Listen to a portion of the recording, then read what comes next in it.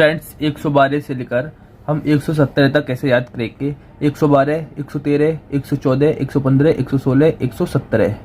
इसमें बजट के बारे में प्रावधान दिया गया है। हमारी जो ट्रिक है, मैं आपको पहले ट्रिक याद करा रहा हूँ कि बा पा वी आ लेखावित, बा पा वी आ लेखावित, बा पा वी आ लेखावित। बा से बजट, पा से प्राक्कलन, वी से विनियोग, आ से अतिरिक्त अनुदान, लेखा वित्त के मतलब लेखा यानी कि लेखानुदान, वित्त यानी कि वित्त विधेयक। 112, 113, 114, 115, 116, 117 आपको 112 से लेके 117 तक बहुत आसानी के साथ याद होने वाला है। ओके, बस आपको 10-12 बार ये रिपीट करना है कि बा पा वी आ लेखावित, बा पा वी आ लेखावित, बा पा वी आ लेखावित। ओके, तो जब तक मेहनत नहीं करोगे आपको याद होने वाला है नहीं। इतनी आसानी से अनुच्छेद याद होते हैं नहीं, लेकिन हाँ, जिस तरीके से मैं याद करा रहा हूँ ट्रिक के साथ, बहुत आसानी के साथ याद कर सकते हो, क्योंकि मैं खुद कर चुका हूँ। बा पा वी आ लेखावित, बस मेन चीज़ क्या होती है, रिवीजन करना। ओके, जैसे कि आप देख सकते हो ऊपर बास 112 यानी कि बजट, तो 112 में बजट के बारे में प्रावधान है। बजट शब्द जो है, बजट शब्द की चर्चा है। बजट का अर्थ क्या होता है, चमड़े का थैला। ओके, इसमें बजट शब्द की चर्चा है। बजट का अर्थ होता है चमड़े का थैला। संविधान में बजट शब्द की चर्चा नहीं है, बल्कि इसके स्थान पर वार्षिक वित्तीय विवरण की शब्द की चर्चा है। किसकी? संविधान में बजट शब्द की चर्चा नहीं है, बल्कि इसके स्थान पर वार्षिक वित्तीय विवरण की, मतलब जो खर्च हो रहा है साल में। ओके, बजट लोकसभा में प्रस्तुत करने का अधिकार जो है राष्ट्रपति को है, लेकिन वे वित्त मंत्री या किसी अन्य मंत्री से प्रस्तुत करवाते हैं, जबकि अधिकार किसे है, राष्ट्रपति को। ओके, बजट में केवल इस बात की चर्चा की जाती है कि कौन कौन से विकासात्मक कार्यों को करना है। बजट एक वर्ष के राजस्व यानी आय, प्रतिक्रिया, रिसिप्ट तथा व्यय के खर्चा की चर्चा होती है। बजट क्या होती है, एक वर्ष का राजस्व मतलब जो खर्च हो रहा है राज्य के द्वारा और जो बच रहा है, ओके, उसकी चर्चा होती है। इसे आम बजट या संघीय बजट भी कहा जाता है। यह वित्त मंत्री का केवल भाषण मात्र होता है, इससे धन नहीं निकलता। बजट से जो है धन नहीं निकलता, केवल एक मात्र भाषण होता है। ओके, अब इसमें देखते हैं कि अंतरिम बजट और लेखानुदान, अंतरिम बजट और लेखानुदान। ओके, इसे चुनावी वर्ष में लाया जाता है अंतरिम बजट को, जैसे 2014, 2019, 2024 जब चुनाव हो रहा हो, और लेखानुदान को भी चुनावी वर्ष में ही लाया जाता है, जैसे 2014, 2019 और 2024। लेकिन फर्क क्या है कि अंतरिम बजट और लेखानुदान में अंतरिम बजट कुछ महीनों के लिए होता है, ना कि पूरे वर्ष के लिए, और लेखानुदान ये भी कुछ महीनों के लिए होता है, ना कि पूरे वर्ष के लिए। इसमें आय तथा व्यय दोनों के खर्च की चर्चा होती है, और इसमें केवल व्यय की चर्चा होती है। कहने का मतलब यह है कि अंतरिम बजट और लेखानुदान में अंतर क्या है। अंतरिम बजट और लेखानुदान में सिर्फ इतना अंतर है कि अंतरिम बजट में तो खर्च और राजस्व यानी आय और खर्च, आय और व्यय मतलब जितना पैसा आ रहा है और जितना जा रहा है, इन दोनों की चर्चा होती है, जबकि लेखानुदान में केवल खर्च की चर्चा होती है। ओके, अंतरिम बजट को मिनी बजट कहा जाता है और लेखानुदान को एडवांस बजट कहते हैं। इसकी चर्चा अनुच्छेद 116 में दी हुई है, जो कि मैं अभी आपको बताने वाला हूँ। इसके लिए विनियोग विधेयक की आवश्यकता नहीं होती है। ओके, इसके लिए विनियोग विधेयक की आवश्यकता नहीं होती है। जैसे कि आपने देखा, हम 112 बजट के बारे में पढ़ चुके हैं। अब पा यानी के 113 यानी कि प्राक्कलन के बारे में पढ़ते हैं। ओके, 113 प्राक्कलन। बजट में किए गई घोषणाओं पर कितना खर्च होगा, इस खर्च की चर्चा प्राक्कलन में होती है। आप इससे अंदाजा लगा सकते हैं। प्राक्कलन को आप आकलन में बदलो। आकलन मतलब एक अंदाजा लगाना, कितना खर्च होगा, उसे ही हम प्राक्कलन कहते हैं। बजट में किए गई घोषणा, जो घोषणा की जाती है, इस पर कितना खर्च आएगा, इस खर्च की जो चर्चा होती है उसे प्राक्कलन कहा जाता है। ओके, अब आपने बा यानी कि बजट पढ़ लिया, प्राक्कलन यानी कि प्राक्कलन पढ़ लिया 113। अब 114 पे क्या पढ़ोगे आप, वी यानी कि विनियोग। ओके, मैं आपको बार बार ये रिपीट इसलिए करता हूँ, जितनी बार बा पा वी आ लेखा वित्त। जैसे कि मैंने अगर 5 बार रिपीट करा ये, तो आप वीडियो में 5 बार मतलब इस ट्रिक को पढ़ रहे हो, और 5-10 बार आपने खुद रिवाइज कर ली तो आपको ट्रिक ये याद हो जाती है। ओके, तो वी यानी कि विनियोग 114 पर विनियोग विधेयक। प्राक्कलन में बताए गए धन को निकालने के लिए संसद में विनियोग विधेयक पारित करना होता है। जब तक विनियोग विधेयक पारित नहीं हो जाता तब तक धन नहीं निकाल सकते। इसी कारण संसद का राष्ट्रीय कोष का रक्षक कहा जाता है, इसे धन का रक्षक कहा जाता है। आपने पहले क्या था, बजट बारे में 112 में बजट पेश किया। बजट के बाद में आप 113 में क्या करोगे, प्राक्कलन, मतलब कि इस पर कुल कितना खर्च आएगा। ओके, जब ये लग जाएगा कि कुल कितना खर्च आएगा तो फिर आप क्या लाओगे 114 में विनियोग विधेयक, मतलब पैसा निकालने के लिए। अगर ये पारित हो जाता है तो आपका धन निकल जाता है, वरना इसके बगैर धन नहीं निकलता है। ओके, आप बा पा वी पढ़ चुके हो। इसके बाद आता है तो यानी कि अतिरिक्त अनुदान। अतिरिक्त अनुदान 115 में अतिरिक्त अनुदान के बारे में। ओके, अतिरिक्त अनुदान या अनुपूरक अनुदान विधेयक विनियोग विधेयक के द्वारा लाया गया धन महंगाई के कारण कम पड़ जाता है, जिस कारण काम रुक जाता है। अतः काम को पूरा करने के लिए अतिरिक्त धन की आवश्यकता होती है, तो इसलिए अतिरिक्त अनुदान नामक विधेयक लाया जाता है। जैसे कि एग्जाम्पल पाटलिपुत्र में बनने वाला दीर्घा पुल, ये एग्जाम्पल लिया था खान सर ने, मैंने भी वही एग्जाम्पल उठा लिया यहाँ पर। ओके,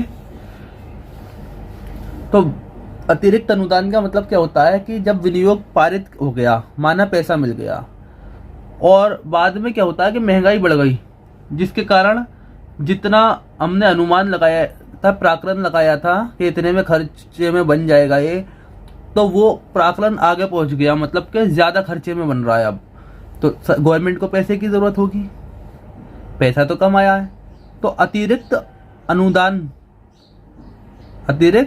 अनुदान विधेयक लाया जाता है। नाम का अतिरिक्त अनुदान नाम का एक विधेयक लाया जाता है, जिससे फिर धन प्राप्त होता है। अब हम देखेंगे कि बजट में कुछ कटौतियां भी प्रस्ताव आते हैं, बजट में कटौती प्रस्ताव आते हैं। अब बजट में जो कटौती प्रस्ताव आते हैं उन्हें देख लेते हैं। बजट की मांग को कम करने के लिए बजट पर कटौती प्रस्ताव लाया जाता है। ये 3 प्रकार का होता है। नीतिगत कटौती, इसके द्वारा बजट को अस्वीकार कर दिया जाता है और अनुदान के रूप में 1 रुपया दिया जाता है। तो इसकी ट्रिक बनाई थी मैंने, 1 रुपये की नीति, 1 रुपये की नीति, 1 रुपये की नीति, 1 रुपये की नीति। जहाँ 1 रुपये आएगा शब्द, वहाँ आपको नीति याद आ जाएगी, यानी नीतिगत कटौती में 1 रुपये की कटौती की जाती है। ओके, नहीं सॉरी, 1 रुपया अनुदान में दे दिया जाता है। फिर इसके बाद आता है अर्थगत कटौती, इसके द्वारा बजट का कुछ भाग कम कर दिया जाता है। फिर आता है सांकेतिक कटौती, इसके द्वारा बजट पर असहमति दिखाई जाती है और बजट में से 100 रुपये काट लिए जाते हैं। ओके, केवल 100 रुपये काट लिए जाते हैं। गिलोटिन, समय के अभाव में, मतलब जब समय कम हो तो बजट की चर्चा को रोककर उस पर मतदान कराना गिलोटिन कहलाता है। इसका उद्देश्य बजट में होने वाले विलंब को रोकना है। ओके, अब आप अतिरिक्त अनुदान तक पढ़ चुके हैं। इसके बाद आता है लेखा वित्त 16-17, लेखा 116 यानी कि लेखानुदान। ओके, 116 लेखानुदान। विनियोग विधेयक को पारित कराने में सरकार को जो है समय लगता है, लेकिन काम तो उसे जल्दी शुरू करना है, तो सरकार काम को जल्दी शुरू करने के लिए लेखानुदान के माध्यम से कुछ एडवांस पैसे निकाल लेती है। कभी कभी लेखानुदान तो पारित हो जाता है, लेकिन विनियोग विधेयक पारित नहीं हो पाता, जिस कारण काम अधूरे पड़ जाते हैं। माना कि सरकार को कोई पुल बनाना है, सरकार ने कहा कि विनियोग विधेयक तो पारित होने में टाइम लगेगा, हम क्या करते हैं लेखानुदान से पैसा निकाल लेते हैं और काम शुरू कर देते हैं। और सरकार ने क्या करा कि काम शुरू कर दिया, लेकिन बाद में क्या होता है कि विनियोग विधेयक पारित ही नहीं हो पाता है, तो बाकी का पैसा कैसे आएगा, तो इस चक्कर में वो काम रुक जाता है। ओके, लेखा वित्त यानी कि वित्त लास्ट में आ रहा है, वित्त यानी 170 यानी कि वित्त विधेयक। ओके, जैसे कि मैंने बोला कि 170 में वित्त विधेयक यानी कि फाइनेंस बिल। आगामी वर्ष में किया जाने वाला विकासात्मक कार्य वित्त विधेयक कहलाता है। मतलब आने वाले वर्ष में किया गया जो कार्य होता है विकासात्मक कार्य, वो वित्त विधेयक कहलाता है। वित्त विधेयक लोकसभा या राज्यसभा दोनों में प्रस्तुत हो सकता है। अब वित्त विधेयक की भी दो कैटेगरी आ जाती हैं, कैटेगरी ए और कैटेगरी बी। कैटेगरी ए को 117 के 1 में रखा गया है और कैटेगरी बी को 117 के 2 में रखा गया है। कैटेगरी 1 के लिए राष्ट्रपति की पूर्व अनुमति होती है और कैटेगरी बी के लिए भी राष्ट्रपति की पूर्व अनुमति होती है। कैटेगरी ए जो है वो केवल लोकसभा में प्रारंभ होगा और कैटेगरी बी किसी भी सदन में प्रारंभ हो सकता है। कैटेगरी ए को राज्यसभा जो है वो अस्वीकार कर सकती है और कैटेगरी बी को भी राज्यसभा जो है अस्वीकार कर सकती है। कैटेगरी ए पर संयुक्त अधिवेशन हो सकता है और कैटेगरी बी पर भी संयुक्त अधिवेशन होता है। तो अब आपको इतने सारे पॉइंटों को पढ़ने के बाद पता चला होगा कि कैटेगरी ए और कैटेगरी बी में डिफरेंस इतना है सिर्फ कि कैटेगरी ए केवल लोकसभा से प्रारंभ होगा और कैटेगरी बी किसी भी सदन से प्रारंभ हो जाएगा। ओके, जैसे कि मैंने आपको बताया कि 112 से 117 तक ट्रिक थी बापा वी अलेखावित। अब 120 से लेकर 123 तक की ट्रिक है हमारे पास, 120, 121, 122, 123। और ट्रिक क्या है? 20 की भाषा जजों ने संसद में राष्ट्रपति को बताई। 20 की भाषा संसद में जजों ने राष्ट्रपति को बताई। 20 की भाषा जजों ने संसद में राष्ट्रपति को बताई। 20 की भाषा जजों ने संसद में राष्ट्रपति को बताई। 20 किसकी भाषा? 20 की भाषा किसने? जजों ने। कहां पर? संसद में। किसे बताई? राष्ट्रपति को। ऐसे ही 10 बार रिपीट करो।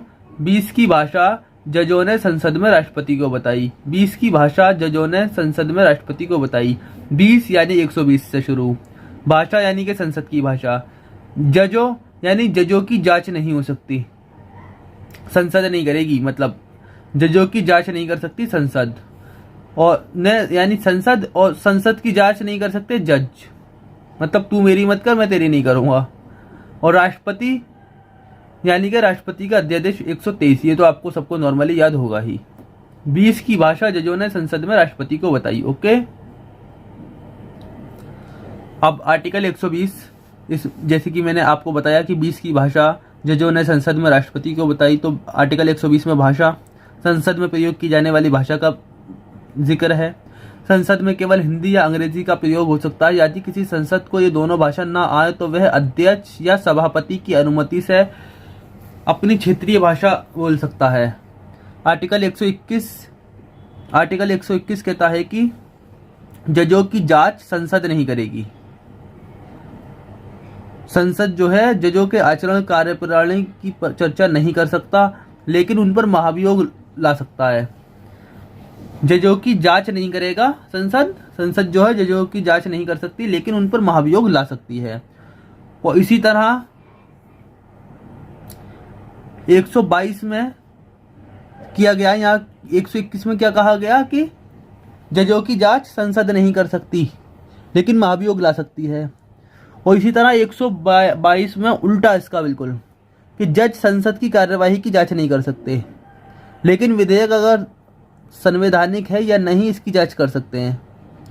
यहाँ पर 121 में संसद जजों की जांच नहीं करेगी और 122 में जज संसद की कार्रवाई की जांच नहीं करेंगे। ओके, आर्टिकल 123 में राष्ट्रपति का अध्यादेश, आर्टिकल 123 में राष्ट्रपति का अध्यादेश, और स्टेट के लिए राज्यपाल का अध्यादेश क्या था? 213, मतलब कि इस एक को बीच में ले लो बस।